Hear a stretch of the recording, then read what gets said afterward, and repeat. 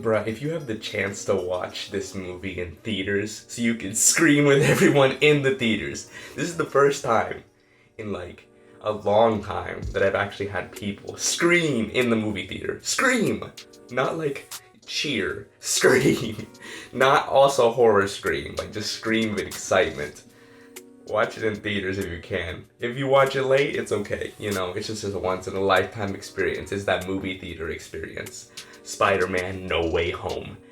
It is the third movie from the Tom Holland series, and the Tom Holland series is interesting because besides really the first one, it doesn't really connect too much to like the first two like original Spider-Mans, like Tobey Maguire series and the Andrew Garfield series.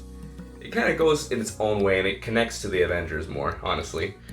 More than just the Spider-Man series, which this one does, because it's basically kind of like after the Avengers, or at least the second one was a lot connected to after the Avengers. This one is as well, you know, we gotta continue, but no.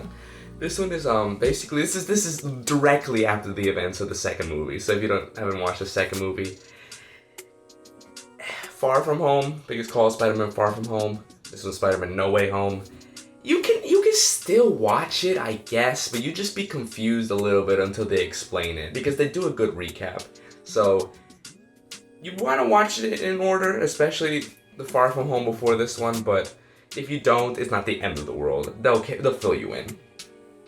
But honestly, this is a very surprise. Like Far From Home was it was okay. It wasn't like tremendous, no. And this one wasn't tremendous either, but honestly, it was pretty exciting. Especially some parts that I knew were coming because spoilers, and you know, everyone can't shut their mouth. But I'm gonna spoil Far From Home because you need to know this for me to explain the synopsis. So I'm gonna spoil Far From Home for a little bit, then I'm gonna go back to No Way Home. But this is basically, No Way Home starts with after Spider-Man defeats Mysterio. And Mysterio just manages to leak a video saying that everything that has happened from like elementals and the Stark Industry drones was Spider-Man's fault, magically. So you got like half the world counting that Spider-Man is a villain and he's like the true enemy, but the others are still with him because of all the things he's done in the past. Oh yeah, and he reveals his identity like at the beginning of the movie, so he has to go with the entire the unmasking. He has to live with the unmasking, which I think is very interesting because they've done it in a really unique way. Heroes have been unmasked before, but I definitely think that him being unmasked with all the polarization that he has been thrown into really shows it in a very unique way. So, in reality, he just wants to undo this, so he asks Doctor Strange, if you know Doctor Strange. He asks Doctor Strange to cast a spell so everyone would forget that Peter Parker is Spider-Man. But it doesn't go exactly as planned. That was kind of a funny scene, though. So, overall, I really, This is probably the best of the three, from Homecoming, Far From Home. No Way Home is the best of the three, for sure. Like, the emotion you feel, I feel like, you know, every movie is like, sob story, oh my gosh, you're dying, or something like that, you know, something to make you, like, get a little teary-eyed. But I feel like this was, like, genuine. Like, you really feel like it wasn't forced. It was just, like, every time there was a moment of, like, sincerity and genuineness, it was just, like, expertly crafted. And I really appreciate that.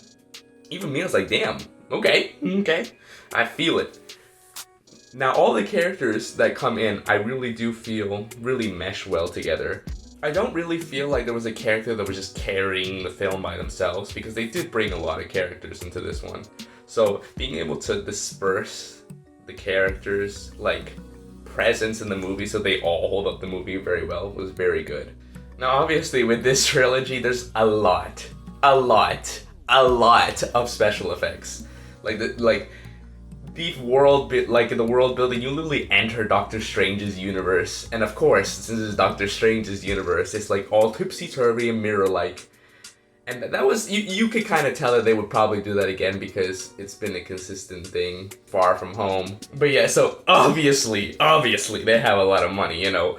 Who would have guessed, you know, Marvel, Spider-Man, just like, you know, just a couple bucks here and there. No, they're like pouring cash into this like animation and like, you know, everything.